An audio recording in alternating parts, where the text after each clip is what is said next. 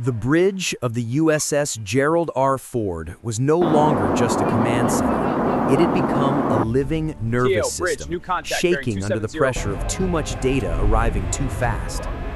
Across the tactical displays, the sky over the Persian Gulf was no longer calm or readable. It had turned into a wall of electronic chaos. More than 50 cruise missile vectors were racing through the air above the Strait of Hormuz, and in that narrow corridor, the Ford was no longer a mobile warship.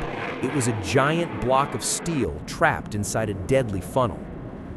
A carrier of this size cannot dance its way out of danger. It cannot pivot like a destroyer or sprint like a fighter jet. Once the trap begins to close, the ship is forced to rely on something more powerful than speed. It has to trust its systems, its estimates, and the invisible line of every sensor and weapon around it.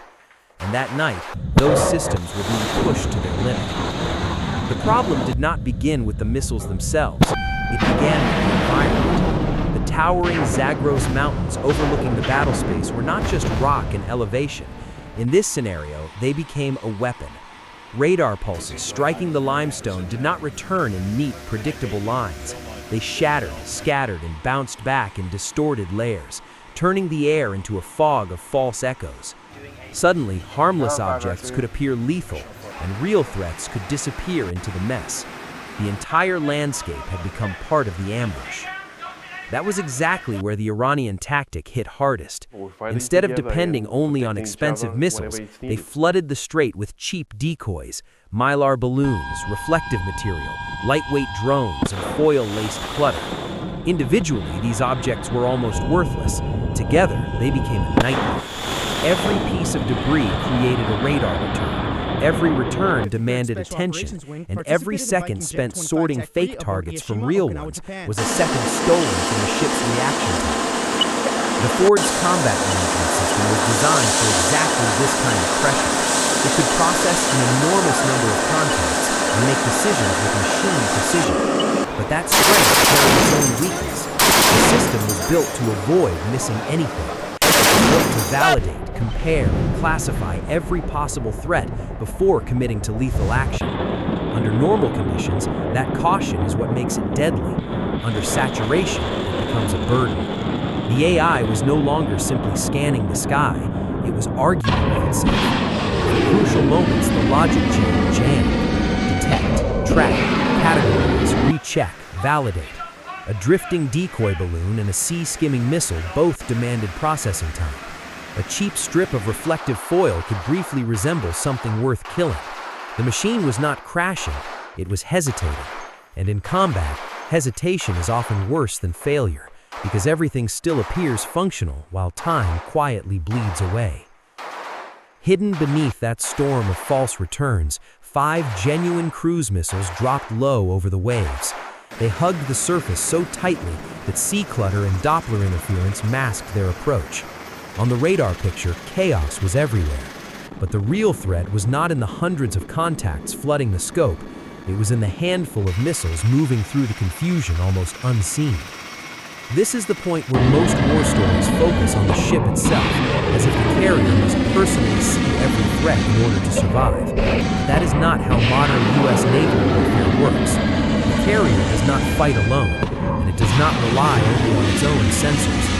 It fights as the center of a larger nervous system spread across destroyers, aircraft, data links, and layered weapons. Even if one set of eyes is overwhelmed, others remain open. High above the clutter, an E-2D Advanced Hawkeye was circling the battle space. Unlike the Ford, the Hawkeye was not trapped at sea level inside reflections from mountains and noise from the wave tops. It was looking down from above, where the geometry of the fight was completely different. From that altitude, the mass of decoys was far less convincing. The balloons, foil, and lightweight trash no longer formed an impenetrable wall. They became background noise. And once the noise was stripped away, the real pattern emerged. The Hawkeye isolated the 5 actual missiles cutting low across the water and pushed that data into the fleet network through Link 16. In that moment, the Ford no longer needed to solve the clutter with its own radar picture. The carrier could bypass the local confusion and fight using the Hawkeye's cleaner track. That is the real power of the system. It does not require every platform to understand everything. It only requires the network to pass truth to the place where force can be applied fastest. The firing solution was handed off to an Arleigh Burke-class destroyer positioned in better water, where the signal picture was far clearer. Its vertical launch cells opened, and SM-6 interceptors roared into the sky. These were not the fired in panic. They were guided by a track the enemy had failed to erase. Iran's plan had succeeded in cluttering one set of sensors, but it had not broken the web linking the strike group together. That was the fatal miscalculation. The incoming missiles pressed lower, trying to disappear under the radar horizon for the final run. They were now close enough that every second mattered, and that was when the Ford revealed the next layer of defense. A silent aperture on the island structure opened, and the ship brought Helios online. No launch smoke, no missile trail, no dramatic streak through the darkness, just a concentrated beam of coherent light, moving at the speed of light itself. The laser did not need to destroy the whole missile, it only needed to blind it. A burst of focused energy burned into the seeker section, overheating the missile's guidance sensors and flooding them with thermal noise. One by one, the incoming weapons lost lock. Without functioning seekers, their flight paths became unstable. They did not explode against the carrier in a spectacular fireball. They simply lost control, tumbled out of stable flight, and slammed into the gulf short of the ship. The Ford survived not because it was untouchable, but because it was connected. Its own radar picture had been poisoned, its processing center had been overloaded, and its reaction had squeezed to the edge. But modern naval warfare is not about seeing perfectly. It is about whether the wider system can identify truth faster than the enemy can manufacture lies. In that fight, the decoys failed, the network held, and the giant in the strait did not need to run. It only needed to keep thinking long enough to let the grid go for it. And the danger was not over. The destruction of the incoming missiles may have saved the USS Gerald R. Ford from the immediate kill chain, but the battlefield in the Strait of Hormuz was designed in layers. The aerial ambush had only been the first trap. Beneath the carrier's hull, another threat was already waiting in silence. Iran had seeded the channel with smart bottom mines, weapons designed not to drift aimlessly or explode on simple contact, but to listen. These mines were built around acoustic logic. They waited for the sound profile of a target, searching for the deep, low-frequency signature of a large vessel moving through confined water. In a choke point as narrow and predictable as Hormuz, that made them especially dangerous. A ship the size of Ford could not simply vanish. Its machinery, its movement, even the rhythm of its passage through the sea created a recognizable identity. That was the real idea behind the minefield, not just to damage the ship, but to turn geography into a counter. Once the carrier entered the right acoustic entry, the seabed itself would wake up beneath it. Ford's sonar arrays began to light with warnings, acoustic contacts, multiple signatures. The ocean ahead was no longer empty water. It had become a hidden weapons grid. Every passing second narrowed the margin for error. And yet, instead of turning away from the threat, the ship pressed forward. That decision is what makes the scenario so chilling, because in a moment like that, survival is no longer only about avoiding danger. It becomes about forcing the enemy's system to betray itself. From the stern of the carrier, an unmanned underwater vehicle slipped into the darkness, Knifefish.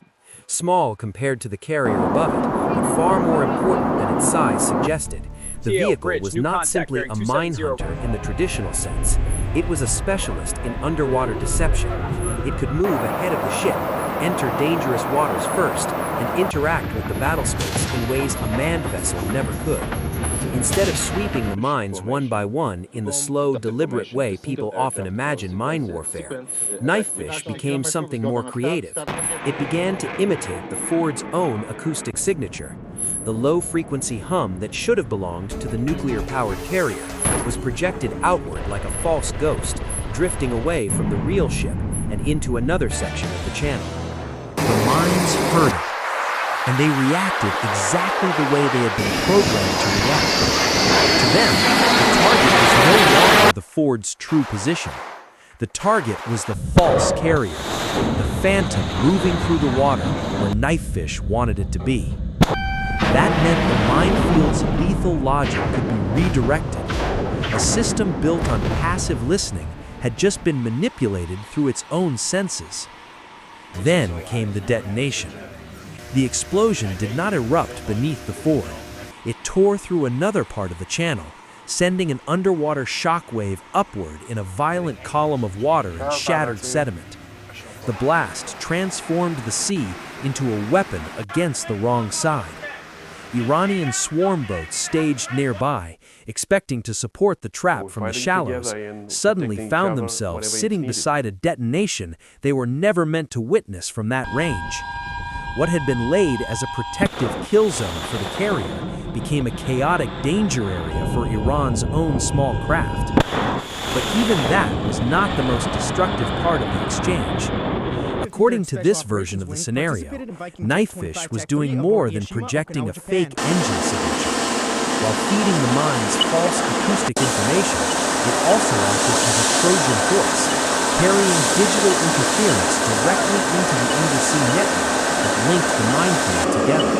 That was when the engagement shifted from physical warfare into something colder and more modern. The goal was no longer just to trigger the mines early. The goal was to compromise the logic that controlled them. If the first phase was deception, the second phase was inversion. The mines that remained intact were no longer simply listening for a U.S. carrier. Their logic had been contaminated. Instead of recognizing Ford as the priority target, they began to reinterpret the battle space around them. The very fast attack boats that had supported the ambush now generated the most dangerous acoustic patterns in the area: high-pitched cavitation, unstable engine noise, and rapid movement over the water. In effect, the weapons that were supposed to guard Iran's approach had been turned into predators stalking Iran's own fleet. That is the nightmare hidden inside networked warfare.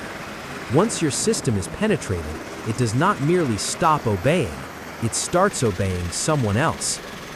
Inside the Coastal Command Center, operators would have watched the situation unravel with growing confusion. Friendly indicators vanish, threat markers reappear in places they should never exist, communications loop back, control signals fail to restore order. The network that once gave the minefield intelligence now only multiplies panic. Every layer designed to make the trap smarter begins accelerating its collapse. Out on the water, the Iranian boats try to move, then accelerate, trying to outrun whatever has gone wrong beneath them. But speed offers no protection when the threat is already inside the architecture of your own defense. The sea begins to erupt again with secondary explosions. One after another, the weapons laid to deny access now consume the forces that placed them there.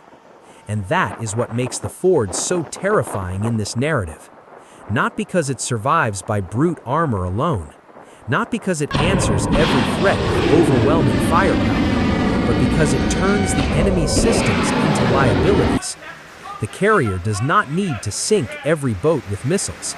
It does not need to destroy every threat with lasers.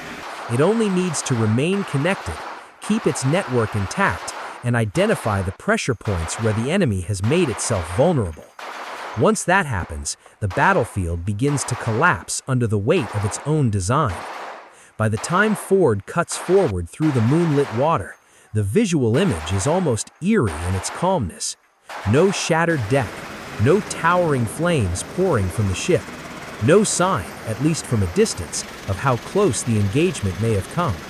There is only the steady motion of the carrier and the haunting implication that the fight was not won by who fired the most weapons, but who controlled the flow of information. And that leads to the story's final lesson. Modern war is no longer defined only by range, armor, or speed in the old sense. It is defined by which side can process reality faster, filter deception faster, and weaponize the enemy's own systems before the enemy can recover. A carrier strike group like Ford's is dangerous not simply because of the steel it carries, but because every ship, aircraft, sensor, and weapon around it forms a single combat organism. That is why the Ford survives here. Not because it is alone and unstoppable, but because it is never truly alone at all.